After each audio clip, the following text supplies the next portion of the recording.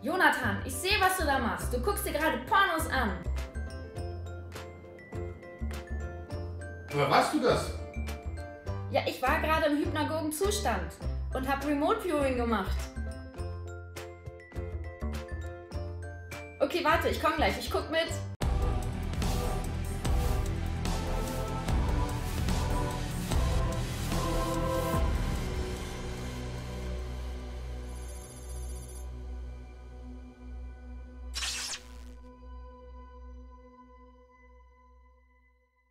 Hallo ihr lieben Matrixer, willkommen wieder bei den Matrixern mit dem wunderbar attraktiven Jonathan Und der bezaubernden Shiva.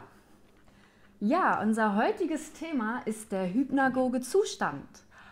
Und da wir aktuell intensiv an dem Workshop Zirbeldrüse arbeiten, das wird ein Online-Seminar, ein sehr spannendes Online-Seminar, haben wir uns gedacht, da wir da auch über den hypnagogen Zustand sprechen, dass wir euch das Video, das wir dafür gemacht haben, gleich einmal vorstellen.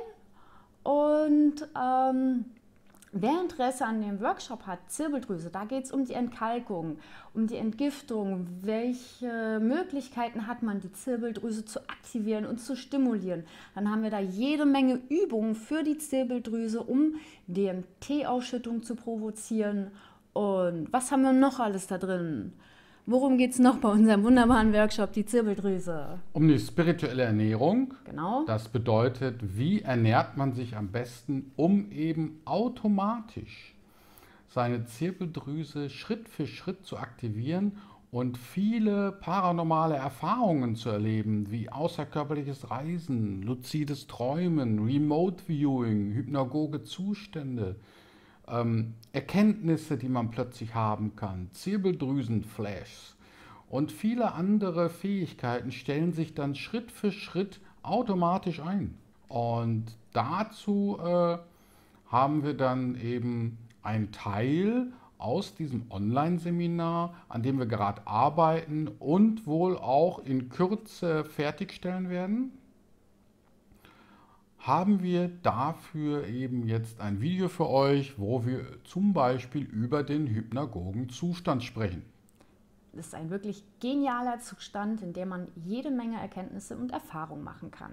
Wer Interesse an diesem geilen Zirbeldrüsen-Online-Seminar hat, der kann sich hier unter dieser Adresse schon mal eintragen und anmelden und dem werden wir dann Bescheid geben, sobald das Seminar online ist, was in der nächsten kürzesten Zeit sein wird.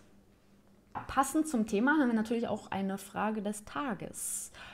Die Frage hat der junge Mann, der Frank, uns unter jedem Video gepostet und deswegen dachten wir uns, beantworten wir mal die Frage von Frank.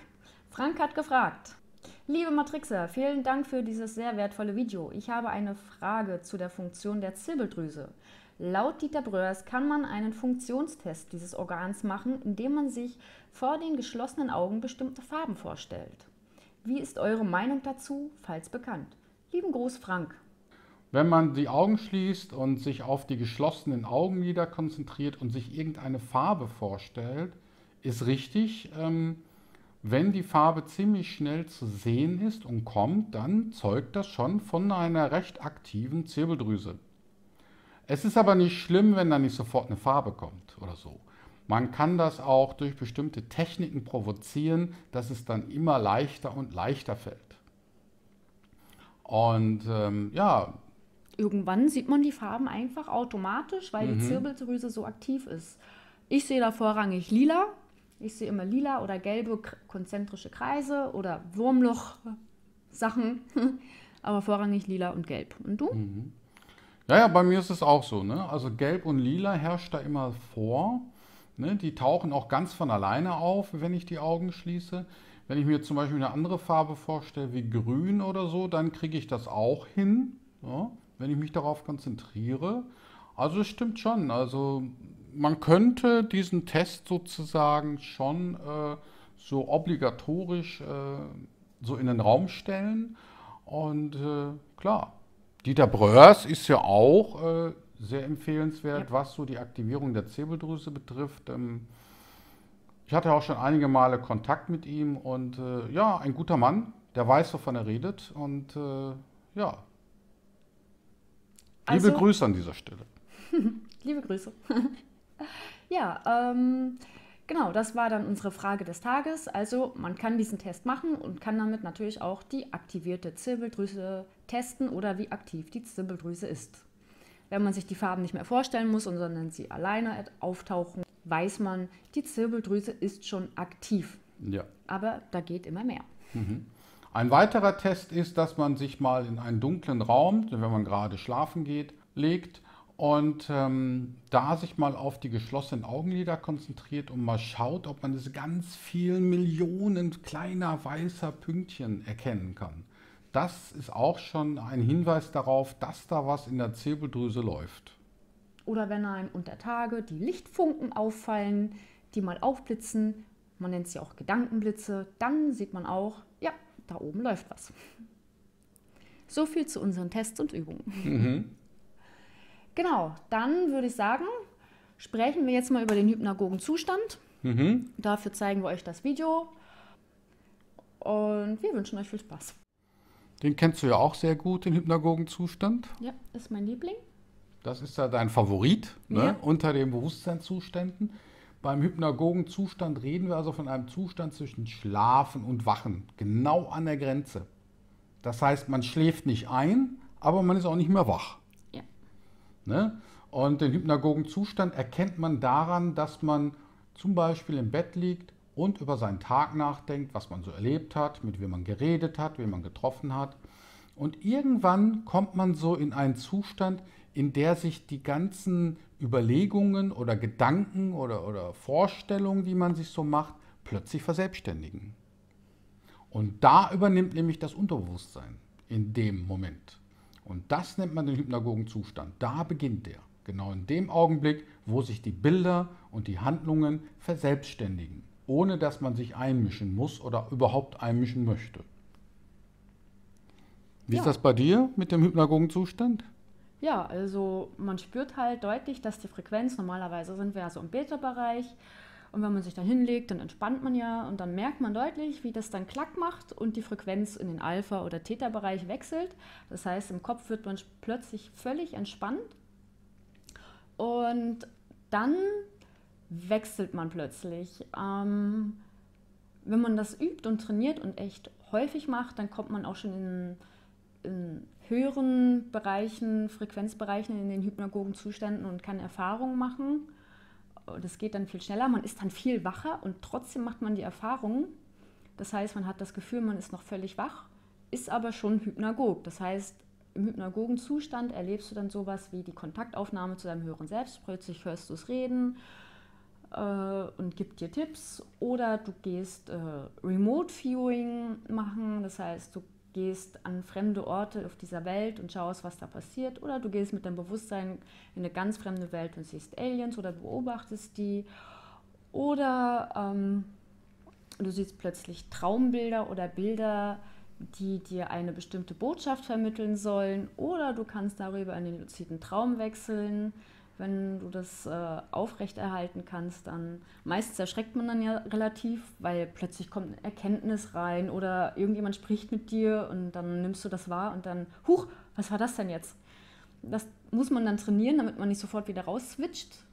Und am Anfang erschrickt man aber leicht und dann ist man wieder raus aus dem Zustand und dann kann man wieder rein und raus, rein und raus.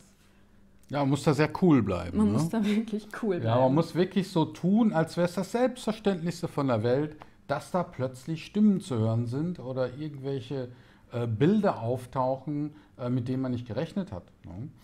Der hypnagoge Zustand ist also auch ein gutes Mittel, um seine Zirbeldrüse zu stimulieren. Ne? Man muss natürlich erstmal lernen, nicht einzuschlafen dabei. Ne? Genau, das muss man lange trainieren. Das habe ich auch wirklich lange trainiert. Also jeden Tag ungefähr 2 Stunden zum Mittagsschlaf habe ich mich hingelegt und habe versucht, bewusst zu bleiben. Einfach nicht einzuschlafen und auch nicht dabei zu denken und den Moment des Einschlafens immer ein Stück hinauszuzögern. Das geht zum Üben, finde ich, am besten am Nachmittag, wenn es nicht komplett dunkel ist, weil man dann nicht so geneigt ist, so schnell einzuschlafen und so den Moment immer mehr hinauszögern kann. Und später kann man dann auch natürlich das abends im Bett machen, auch wenn es dunkel ist und ja, so sich langsam steigern und so kann man das trainieren. Mache ich zurzeit auch wieder, das macht voll Spaß, ich liebe das. Gestern auch.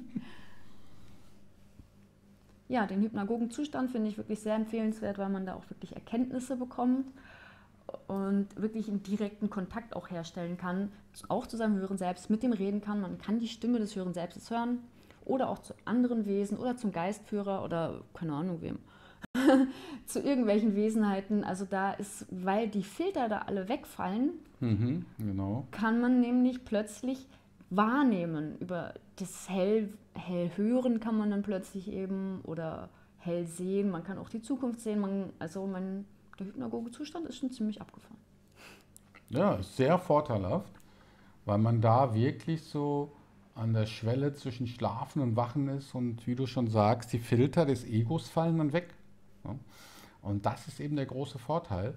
Da kann man viel, viel mehr rausziehen. Ne? An Informationen oder an Remote Viewing, Reisen zu anderen Orten, Kontaktaufnahme zu anderen Wesenheiten ist dadurch auch möglich. Und da sieht man auch schon so ein bisschen, wozu die Zirbeldrüse überhaupt in der Lage ist. Das Da kann man das schon sehen. Ja. ist ein bisschen wie Mikro-DMT. Genau, Mikro-DMT. Mhm. Ja, da wir ja jetzt schon im hypnagogen Zustand sind, also sprich beim nächtlichen Schlaf, stellen wir euch jetzt noch eine Übung vor, die ihr machen könnt und vielleicht auch mal solltet, um wirklich die Zirbeldrüse ein bisschen zu pushen und auch zu stimulieren und selber die ganzen Erfahrungen zu machen. Dafür nehmt ihr euch mal einen Abend und eine Nacht Zeit. Ist nicht wirklich groß viel Aufwand, aber es bedeutet, dass ihr schon relativ zeitnah ins Bett, also nicht vor Mitternacht, also nicht nach Mitternacht, also am besten geht ihr um 23 Uhr ins Bett. Richtig. 23 Uhr geht ihr dann abends ins Bett. Das können wir natürlich hier jetzt nicht so machen. Ne? Aber um 23 Uhr geht es dann ab ins Bett. Und da schläft man jetzt erstmal ein bisschen vor, damit der Körper eben das Gefühl bekommt, ich hatte meinen Schlaf und ich bin entspannt und alles ist gut. Ne? Das heißt, wir gehen um 23 Uhr ins Bett, machen vielleicht dann schon unsere Übung, die ihr möchtet, von den Übungen, die ihr jetzt kennengelernt habt.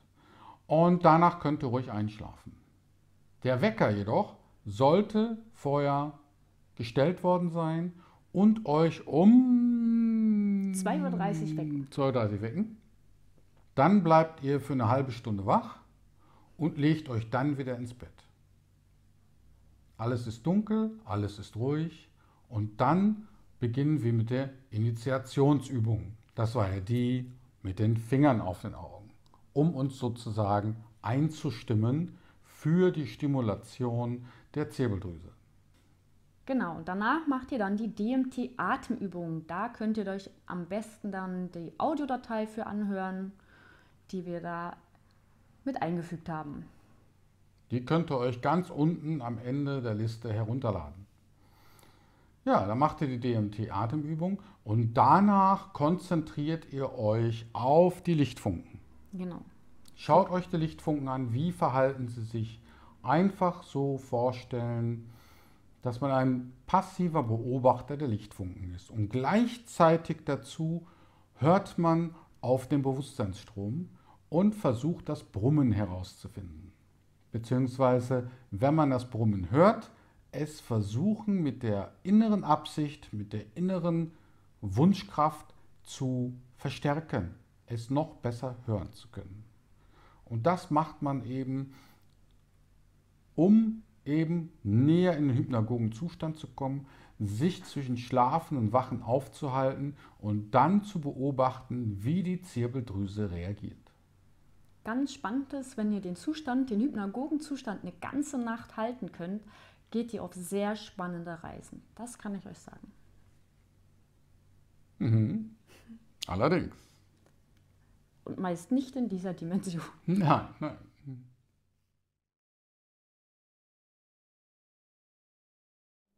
Ja, wir hoffen, euch hat das Video gefallen. Das ist eben ein Teil unseres Online-Seminars, die Zirbeldrüse, der Lovecraft-Workshop. Mhm. Da geht es um das dritte Auge. Und ja, wir würden uns freuen, wenn ihr unten in die Kommentare schreibt, wie euch das Video gefallen hat, was ihr erlebt habt in hypnagogen Zuständen. Ja, das wäre sehr schön. Ein paar Kommentare von euch. Vielleicht habt ihr ja auch schon mit dem hypnagogen Zustand herumexperimentiert. Und ja, wenn euch da was einfällt, was Spannendes, der hypnagoge Zustand öffnet ja die Kanäle auch zum Unterbewusstsein, zum Hören selbst, zum Remote Viewing. Und da kann man schon spannende Erfahrungen machen. Ja, jedenfalls freuen wir uns, dass ihr zugeschaut habt und bis zum nächsten Mal. Bis zum nächsten Mal. Ciao. Ciao. Zitat des Tages. Das Unbewusste ist gewissermaßen der Mutterboden, aus dem das Bewusstsein wächst. Carl Gustav Jung.